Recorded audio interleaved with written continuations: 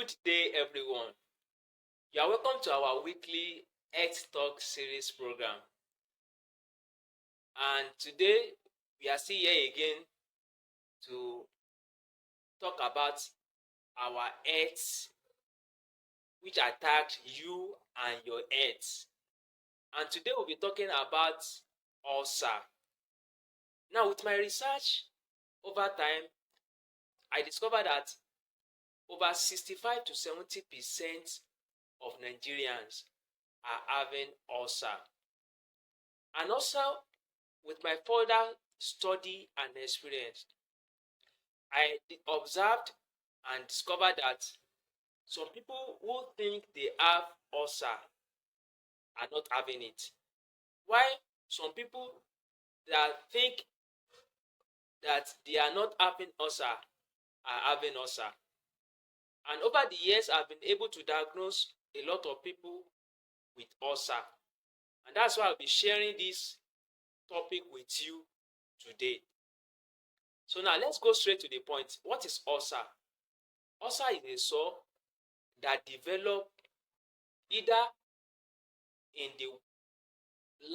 the wall lining of the stomach or the upper part of the small intestine. Now, we have two main forms of ulcer. We have this ulcer that form in the stomach, and that is what we call peptic ulcer. And also we have the ulcer that form in the upper part of the small intestine, and that is what we call duodenal ulcer. So that sore that forms in the duodenum is called duodenal ulcer. So now, what is the origin or what is the causes of ulcer? Now, I want you to know that ulcer can be caused by a lot of factors. First thing that brings about ulcer is that inside the stomach, the lining of the stomach, the stomach is made up of acid. There's some acid, there's some acid in the stomach. And each of this acid has what they are doing in the body.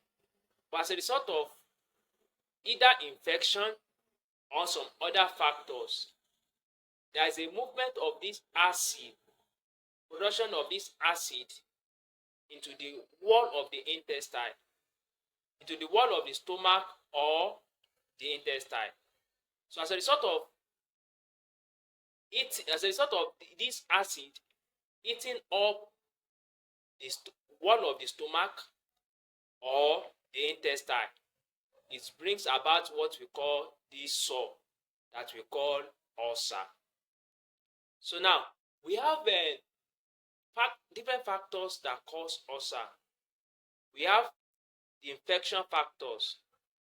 Now, ulcer can be caused by a bacteria. Now, this bacteria is called Helicobacter pylori. Helicobacter pylori is a bacteria that can infect the wall of the intestine or the wall of the stomach and cause and bring about what we call ulcer. Then apart from bacteria, food, diet and lifestyle can also cause this ulcer. Now, some people are taking of pain relieving drugs. Too much of pain relieving drugs can cause ulcer. Now, some people, anytime they have pain in their body, or they stress themselves, they went through rigorous work activities, they consistently take pain relieving drugs. And you know that taking these pain relieving drugs consistently without recommendation can even affect the wall of the intestine or the stomach and bring about what we call ulcer. Apart from pain relieving, these pain relieving drugs I'm talking about can be taken of like Ibuprofen, aspirin, and other pain relieving drugs. Diclofenac, all these things can cause or trigger ulcer. Then apart from that, another thing is, apart from that is food. Taking too much of spicy food, fatty foods can trigger ulcer or bring about ulcer. Then apart from that, smoking, taking caffeine can also bring about ulcer. Now let's quickly talk about the signs and symptoms of ulcer. Now what are the signs and symptoms you'll be having if you are having ulcer? Number one, you will be having chest pain, feeling pain in your chest. You will be having heartburn. You'll be feeling burns in your heart. Then indigestion. When you eat, you feel as if the food you ate did not digest. Yes, the food will not. So indigestion can occur, whereby the food will not digest. Then bloating. Then you feel as if you are filled up. Even just eating little food, you feel as if you are filled up. So these are signs and symptoms of ulcer. Unexplainable weight loss. The person will be losing weight unexplainably. These are signs and symptoms of ulcer. Then apart from that, the person can be vomiting or feeling nauseated. These are signs and symptoms of ulcer. Then if the person has not treated it and it has become so serious, the person can be having some complications, and this can bring about, like, the person can be having dark stool. When the person poo, the stool, the feces will be dark or will be bloody. These are signs and symptoms of ulcer. And after discussing about the signs and symptoms, so now what can you do? But we're talking about what you can do. If not diagnosed or treated early, there can be some complications that will occur. And what are the complications of ulcer? Number one, internal bleeding. The person can be bleeding. Now, because of open sore in the intestinal wall or in the stomach wall, the person, because of this sore, the person can be having bleeding, internal bleeding. And because of this internal bleeding in the intestinal tract, anytime the person pass poo, there may be blood in the stool, or the stool can be dark. So these are complications. Then apart from internal bleeding, now the person can be having what we call peritonitis. Peritonitis is as a sort of infection of the abdomen. You understand? The person can be having serious abdominal infection causing what we call peritonitis. So these are complications of ulcer. So now, let me quickly talk about how you can diagnose ulcer. Number one, physical examination can be done, whereby a doctor can examine the person physically, checking the abdomen, pressing the abdomen for tenderness or for any pain in the abdomen, checking, asking questions if the person is bloated or not. Then apart from that, then number two is the laboratory diagnosis, and this is the most important thing because we are in the world of technology. Laboratory investigation is very, very important. It can never be overruled. So laboratory diagnosis, you can diagnose if you are having ulcer through laboratory means. And there's two things we do. The blood sample can be collected, or the stool sample, the feces, can be collected to examine if the person is having ulcer or not. Now, when the blood is collected or the stool is collected, we are checking if there is infection of Helicobacter pylori, if there is bacterial infection either in the blood or in the stool. So in the blood, we check for H. pylori antigen. In the stool, we check for H. pylori antigen. So this is what we do. So if the person is having that antigen, it's showing that there is an infection of this bacteria either in the blood or in the stool. So this is how we diagnose it. Then apart from that, endoscopy can also be done. Now after the person has been tested for blood or stool and has been confirmed for ulcer, some further tests can be done by the doctor or by the health practitioner doing endoscopy by checking the endoscope to check the state at which the intestine or any other part has been affected, to check the extent of any damage, if there's any damage in the body. Then apart from that, x-ray can be done, abdominal x-ray can be done to check if there is any damage to the abdomen. Now, there's something I nearly forget, and that which is part of the complication. When somebody is having ulcer and is not treated or is not attended to, the person can be having intestinal obstruction. Now, that's why some people, when they eat, the wall of the intestine has been blocked.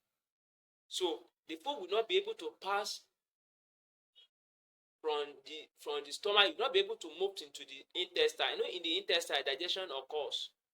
So because the food cannot pass through the intestine, the food will not digest.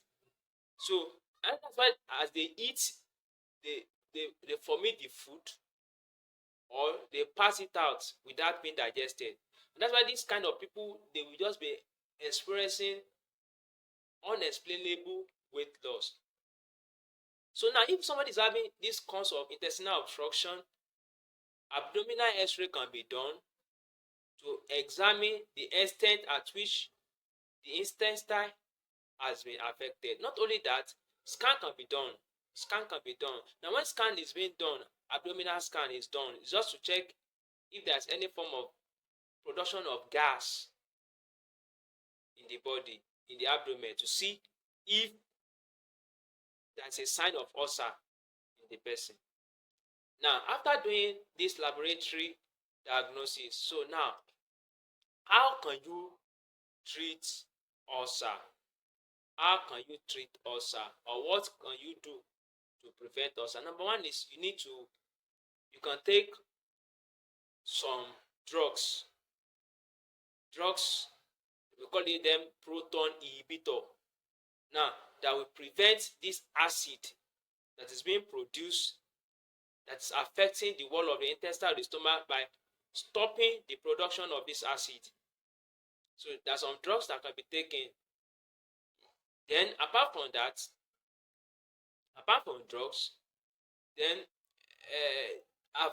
avoiding spicy food. Spicy food can trigger ulcer. Fatty foods can trigger ulcer. All these things must be avoided in order to prevent ulcer. Then quitting the taking of pain-relieving drugs. There are some pain-relieving drugs that ulcer people must not take.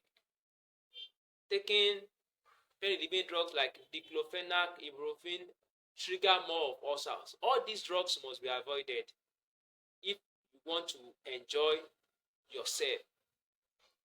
Then another thing is, earlier I forgot to mention one causes. I said Helicobacter pylori causes ulcer. You understand? But this H. pylori that we're talking about can be transmitted either through body contact, and body contact in the sense that through kissing.